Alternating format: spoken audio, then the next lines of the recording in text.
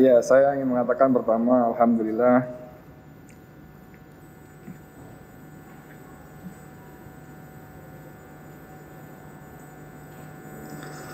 benar semua, dan saya berterima kasih pada saksi. Terima kasih.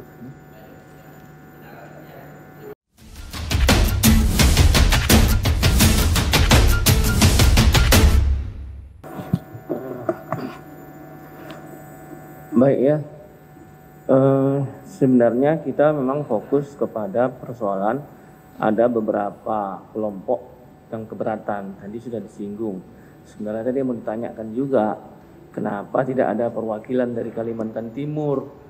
Kan di sana lokasi persoalan itu. Ini kita kan dalam posisi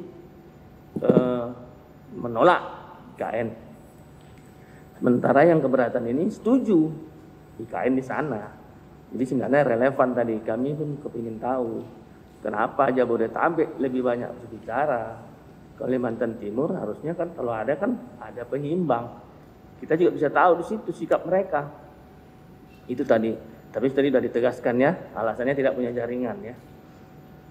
Ada tadi sebenarnya ini kita agak menyimpang juga sedikit. Intinya menurut saksi ini kan menolak pemindahan IKN. Cuman tadi ada kata-kata, ada kelompok-kelompok yang diuntungkan. Satu lagi, bentuknya ada kelompok mau cuci dosa. Nah, apakah yang saudara maksud ini sama? Keuntungan tadi, apakah berbeda? Keuntungan di satu bentuk, cuci dosa lain bentuk, atau dia sama maksud saksi, gitu?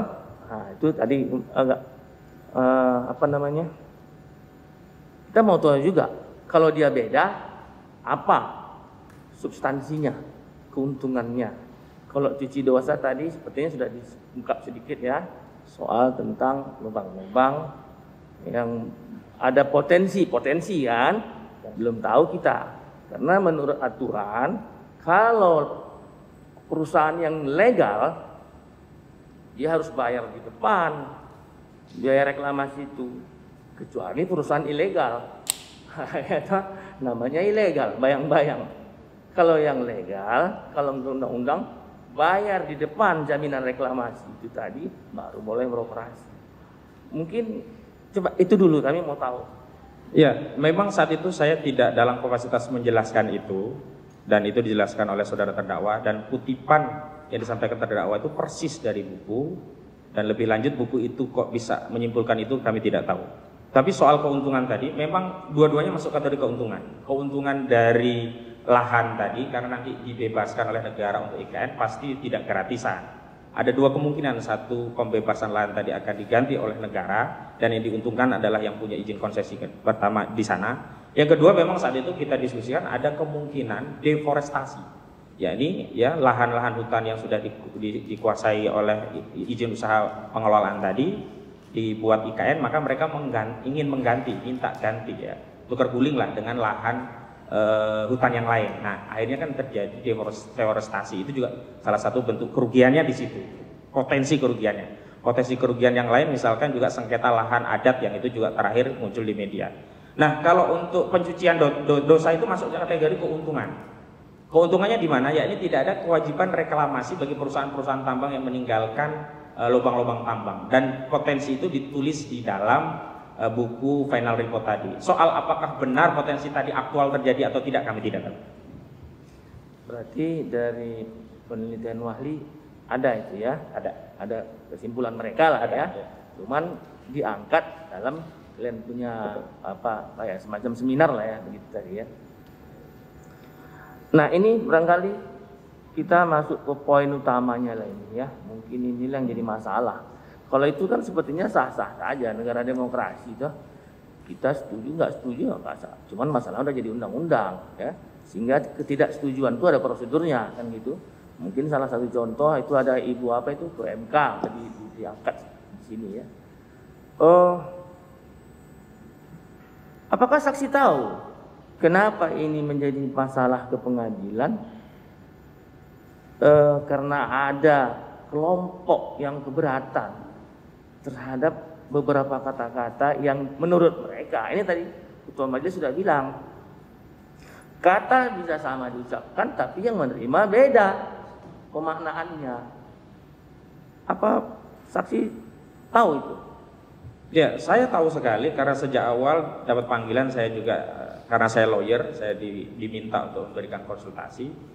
Akhirnya saudara terdakwa didakwa dengan pasal 28 ayat 2 Undang-Undang ITE junto pasal 45A Undang-Undang ITE, Undang-Undang Nomor 19 Tahun 2016 yang perubahannya Undang-Undang Nomor 11 Tahun 2008. Kemudian juga kena pasal hoax, pasal 14 Undang-Undang Nomor 1 Tahun 1946.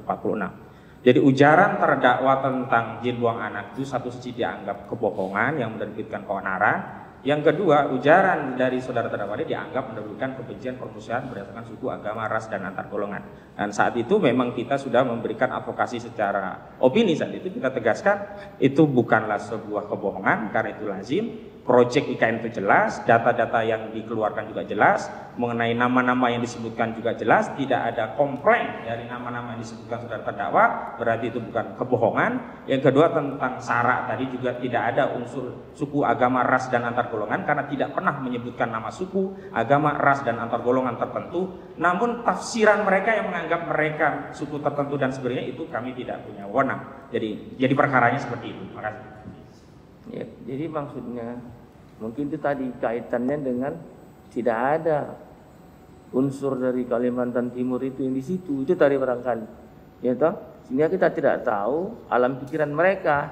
Ini alam pikiran kita yang kita bawakan kan, dengan data-data walhi tadi, kita anggap menurut kita belum layak ini ke sana, ya kan, ibu kota negara ini belum layak pindah.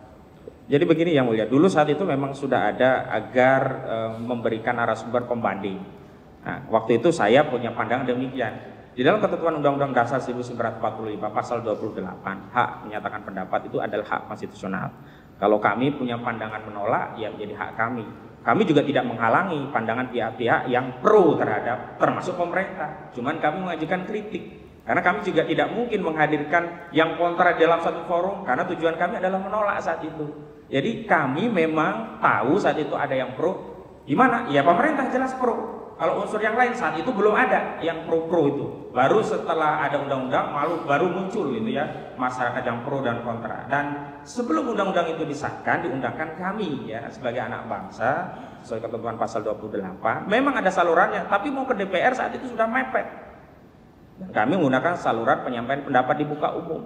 Dan hari ini pun ketika ada sebagian saudara-saudara kami menggugat IKN di MK, kami hargai, tapi kami juga tidak kehilangan hak untuk menyampaikan pendapat karena mengoreksi ya bangsa ini dengan pendapat di luar MK juga boleh karena ini pandangan, mengajukan judicial review ke MK juga boleh. Ada juga kami yang melakukan dua-duanya, misalkan dulu Perpu Ormas. Di luar kami juga koreksi dengan pandangan pendapat. Saya juga melakukan gugatan saat itu, uji materi terhadap Perpu Ormas. Walaupun akhirnya permohonan kami dikalahkan. Demikian.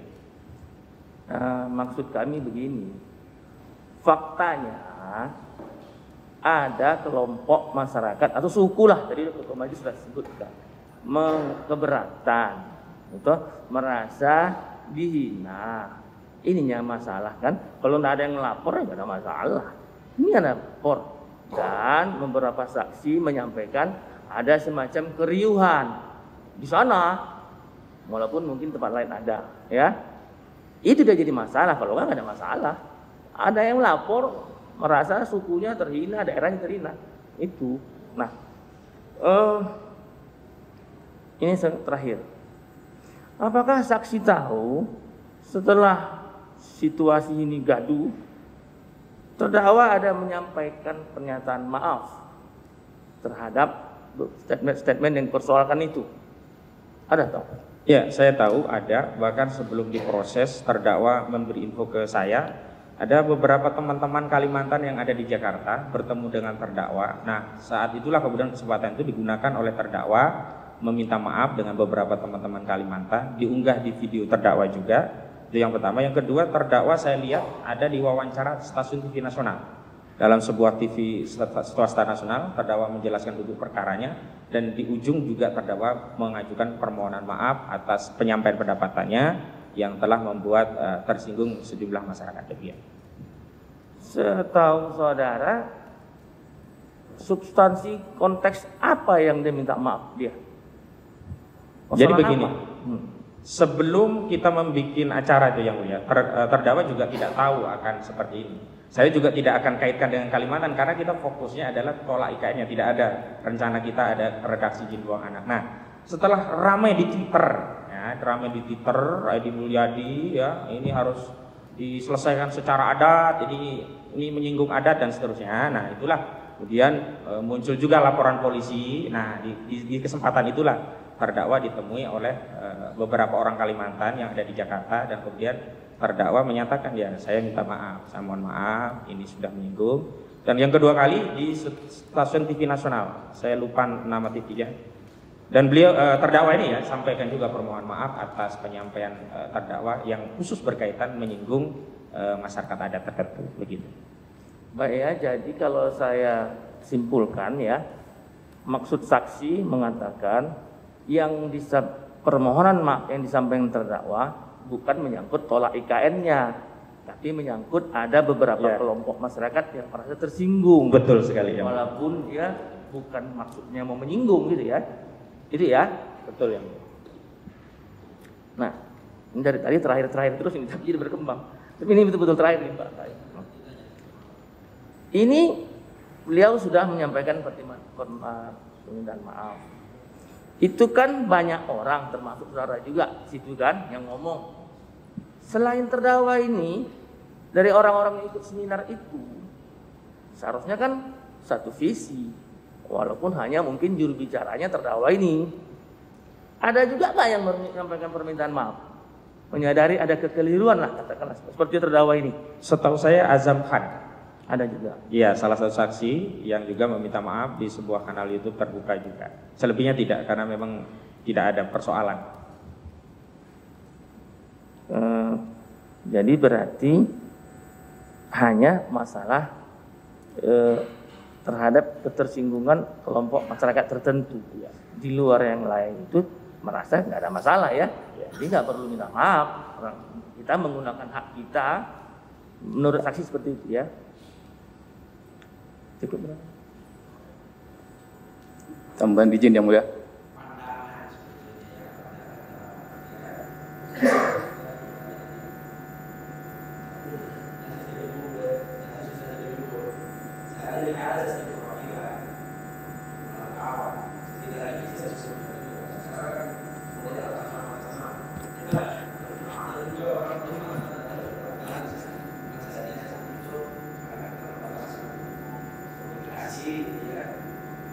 Waktu juga yang mepet karena itu 3 hari saja.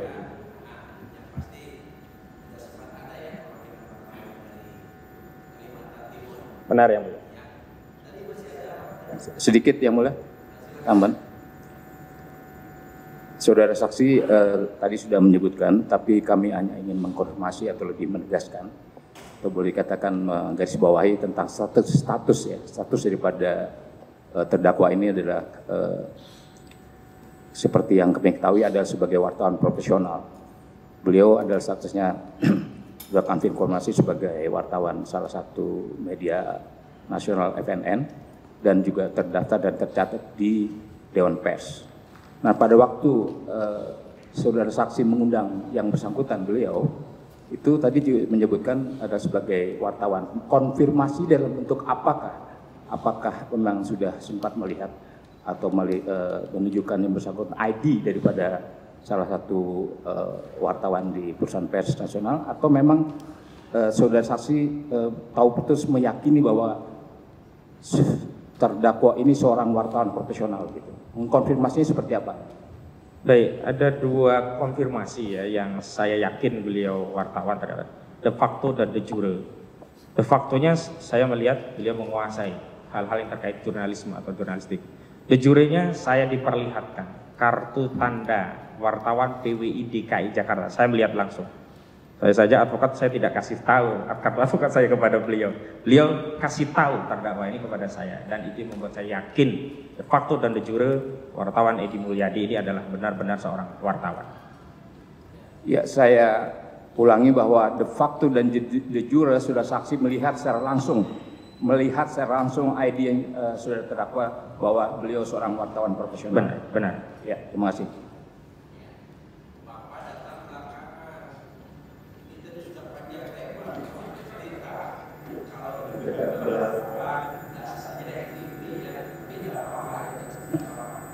Terima kasih Yang Mulia untuk meyakinkan kepada pihak JPU bahwa beliau wartawan betulan. Satu lagi bisa ya? Satu aja. Saudara saksi tadi, saudara saksi jelaskan bahwa Azam Kam itu juga sudah minta maaf kepada Pablis ya, sudah menjelaskan.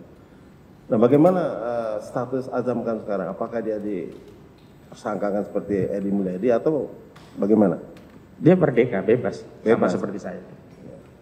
Cukup.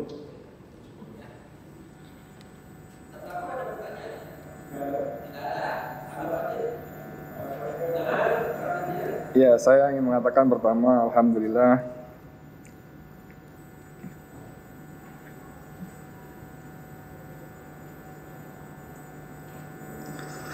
benar semua, dan saya berterima kasih pada saksi. Terima kasih. Baik, Yang Mulia izin. Ya. Baik, makasih.